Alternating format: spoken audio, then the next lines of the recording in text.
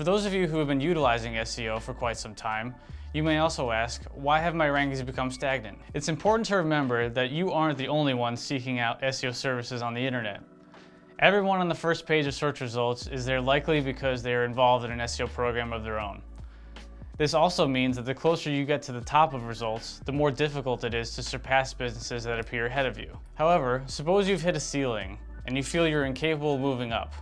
In that case, I suggest considering a more aggressive SEO package to strengthen your overall SEO efforts. But suppose you don't have the budget for the additional cost associated with a more aggressive SEO package. In that case, there are a couple of free ways to boost your potential authority and in turn potentially boost your rankings.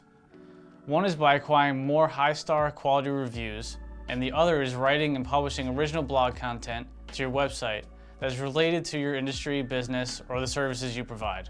Lastly, another commonly asked question you may have is, why have my rankings gone down? It's very common for rankings to fluctuate up or down daily due to potential reasons such as changes in Google's algorithm, settling of those changes while everything propagates, indexing outside information, new competition online, competition upgrades, or updates that your competitors make on their websites. These are just some of the many potential causes. Fortunately, rankings typically recover as your website settles within Google's algorithm.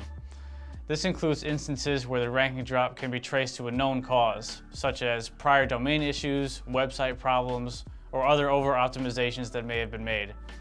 The important thing is not to panic and consult with your client success manager to address your concern. That wraps up today's topic. Thanks for watching.